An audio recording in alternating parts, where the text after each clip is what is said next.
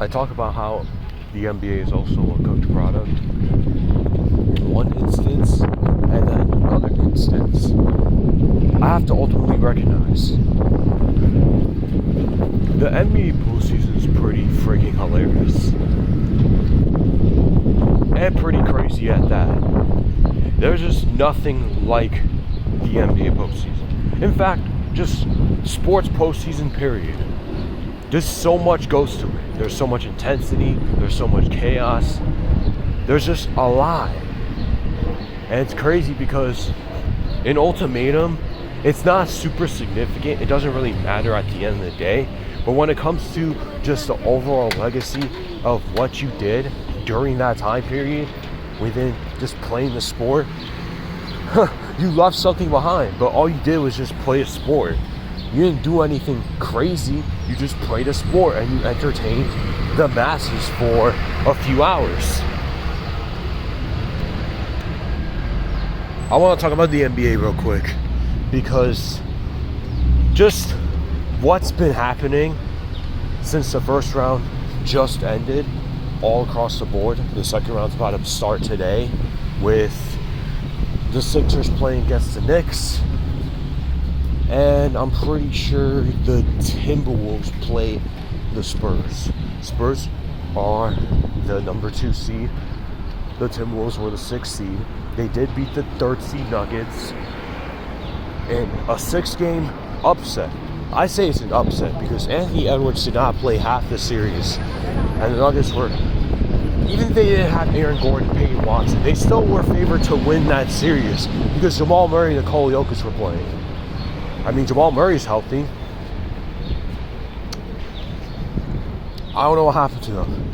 I feel like the Nuggets really need to start making some marginal moves. And same with the Celtics, because they choked a 3-1 lead to the Sixers.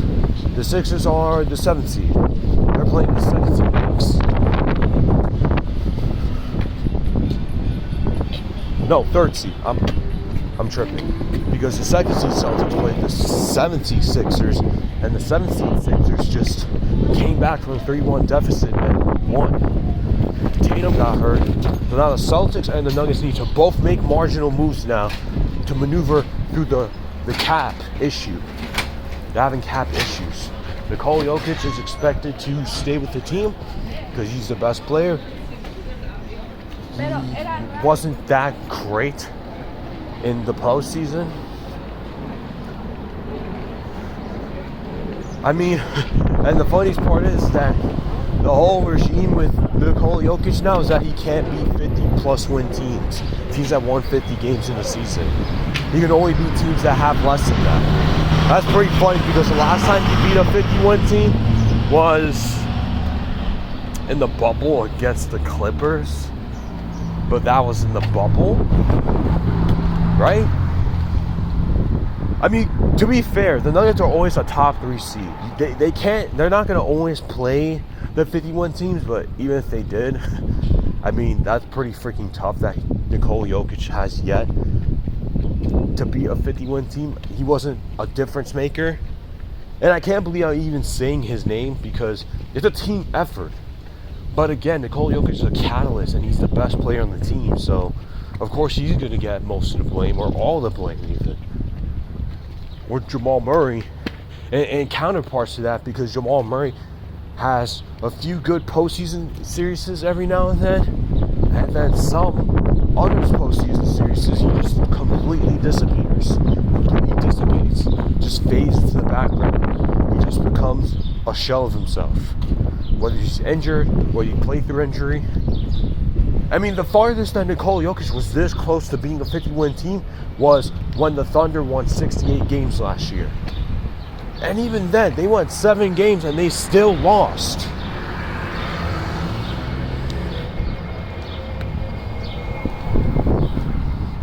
So in hindsight, the Nuggets were pretty damn close. It's not like they never were able to beat a 50-win team ever in their damn lives.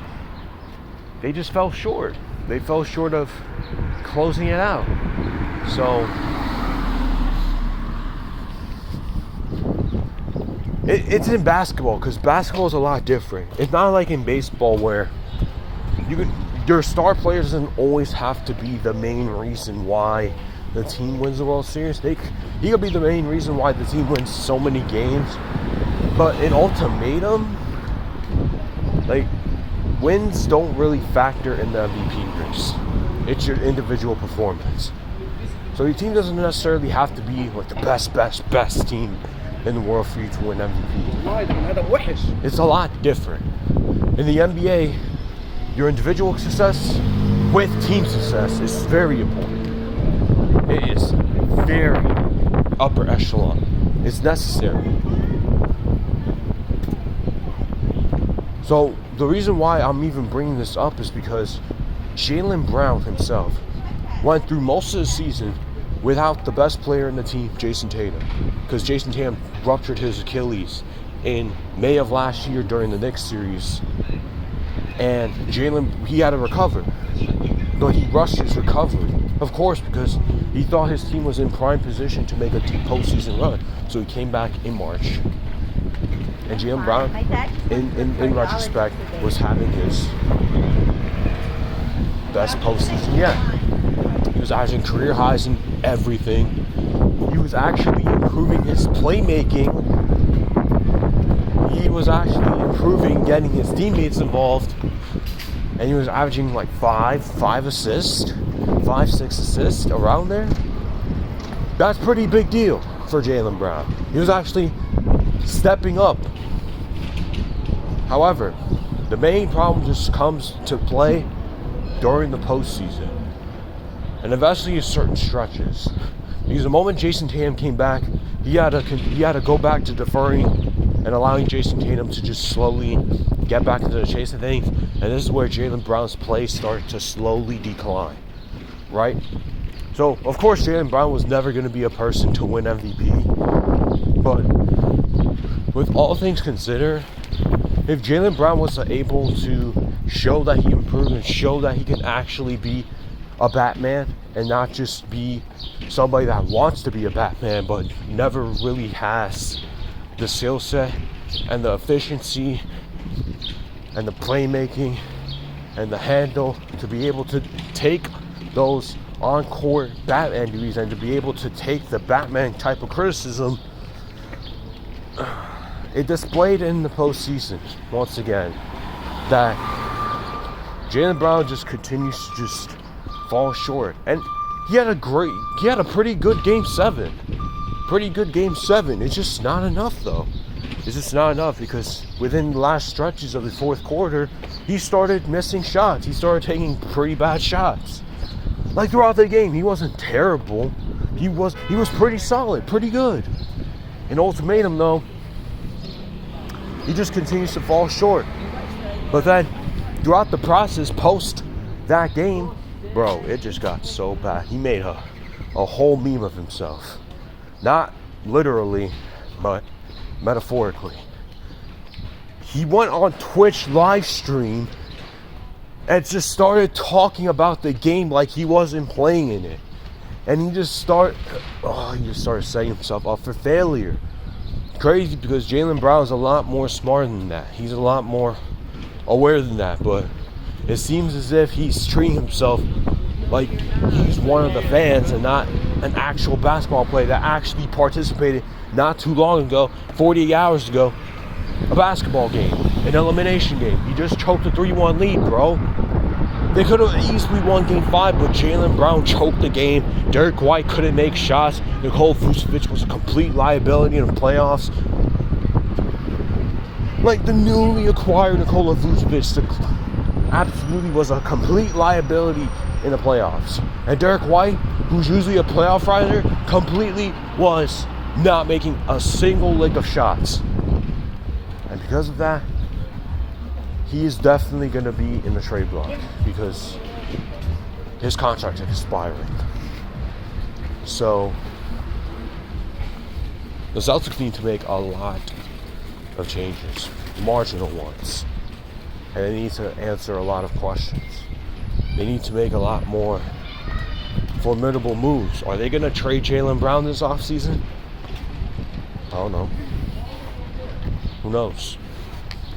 But still, this is why the postseason is so hilarious. You know the Detroit Pistons, and as a first seed, they almost lost to the 8th seed Orlando Magic. They were down 3-1 to them. And in Game 6, they were getting blown up by 22 points. 22 points at halftime. But guess what? The Orlando Magic dropped 19 points in the entire second half.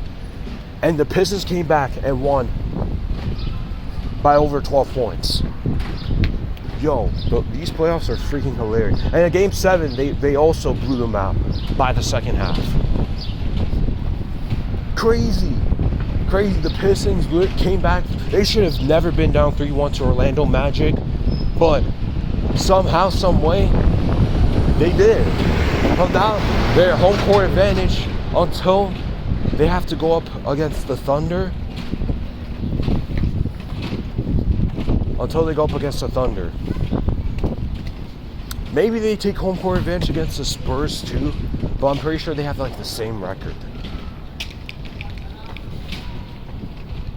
Unless I'm tripping. If not, then the Spurs take home court advantage. But until then, they'll have home court advantage for an infinite amount of time. And then we're going up against the Cavs.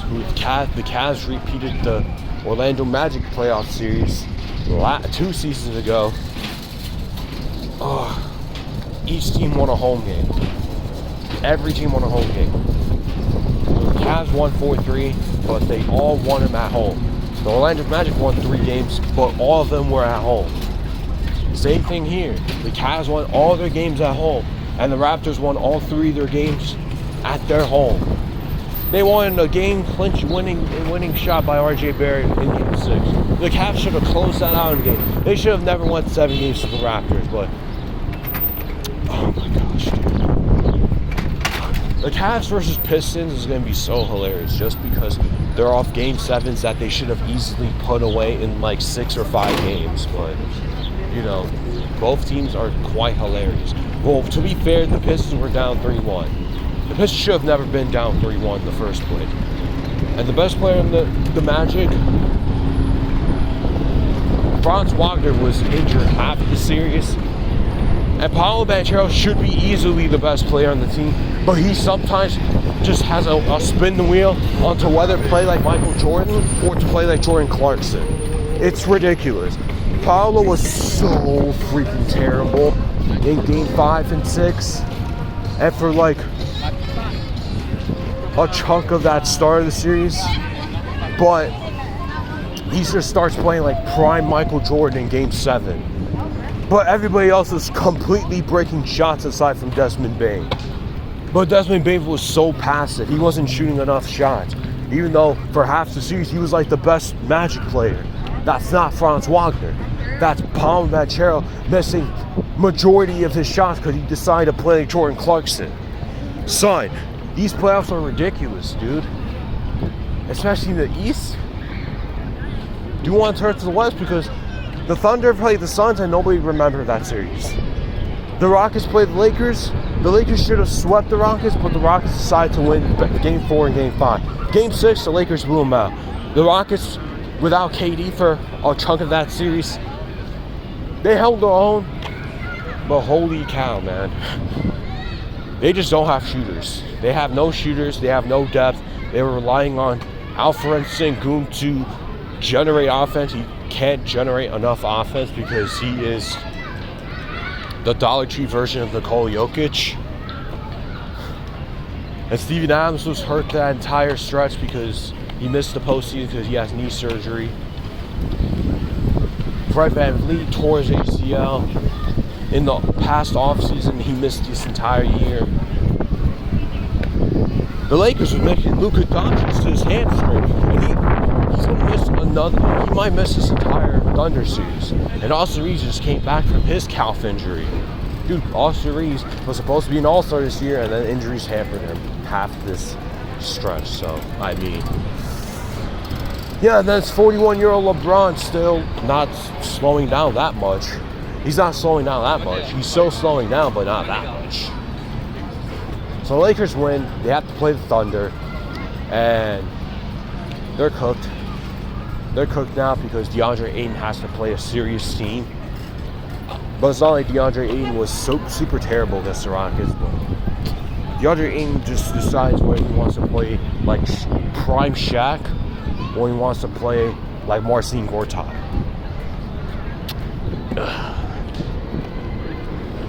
Spurs played the Blazers, and that series was pretty forgettable aside from them winning games.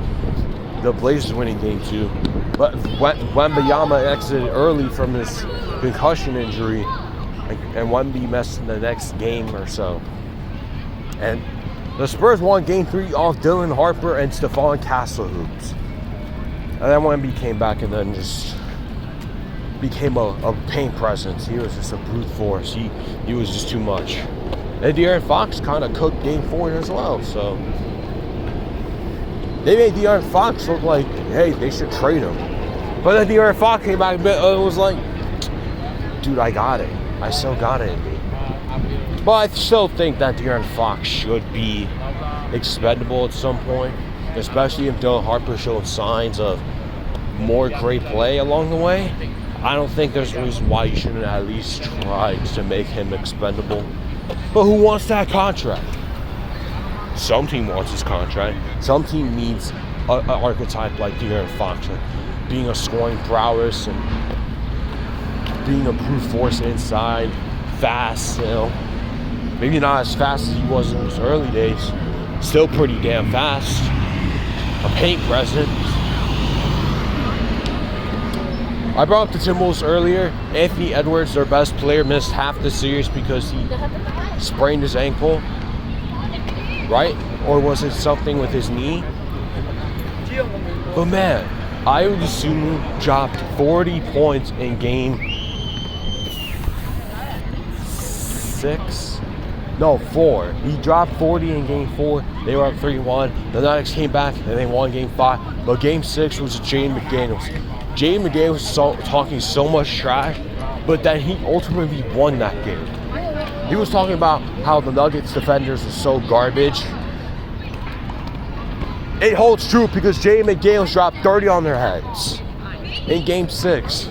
Son, these playoffs are so crazy, dude. So crazy for this reason. We'll see what the Timberwolves and Spurs got for us. I think it's going to be a very good series, in my opinion. The Timberwolves are relentless, even without Anthony Edwards. I don't know if he's coming back game 1 because they're saying that he's starting to shoot around. But if he doesn't play, I think it's going to be ridiculous to say that the Timberwolves don't necessarily have the opportunity to make something happen to start off the game. But the Spurs they're deep. They're deep. Even without Wemby, they got Cornette as his backup. They got Fox. They got Vassell shooting. They got Dylan Harper, relentless. They got Stephon Castle, who can go off for 20 plus every single game. They're ridiculous. Julian Champagnie can shoot threes and can space the floor. These guys. Harrison Barnes, even though he kind of sucks. Keldon Johnson was a reigning 6-man of the year just now. He's crazy. Harrison Barnes can at least provide you wing depth. Like, oh my goodness. And then they have Kelly Olynyk coming off that bench, even though he's washed now. Bismack Biyombo and Lindy Waters can provide some shooting. And he's a garbage time player. Jordan McLaughlin can provide some third-string point guard opportunities if they need to. And Bismack Biyombo is just a vet. He's just existing. But Bismack Biyombo is a good vet, though. So, hey. Wemby got a very scary team. I don't know. I think they could make the finals still. I still think they can make the finals. But they gotta go up against the Thunder, who have won a chip last year. And they still got their same squad. And their synergy is freaking insane. The NBA Postseason is just crazy. There's nothing like it. I can talk trash about how much their product has dwindled and watered down to semantics and drama rather than basketball. But the postseason is just different. It really is just different. Same with every other sport. It's just a wild time right now. And we're in the second round already. I need the Knicks to win. I need the Knicks to stop trolling us, to be a serious team. But they're definitely going to troll one of the games. Just like against the Hawks, they trolled 2 games. They trolled game 2 and game 3. Then at game 4, game 5, game 6, they figured out what their good offense is, what their good lineups is. Game 6, I didn't even bring this up. Game 6, they blew out the Hawks by 53 points. They were up as much as 60. Dude, it was crazy. That whole game, they should have just mercy ruled. They were up as much as 50 at halftime. Oh my goodness, dude. I don't know how I didn't even bring up this part. I even might have to make up a completely different video for this. Oh my. Whew.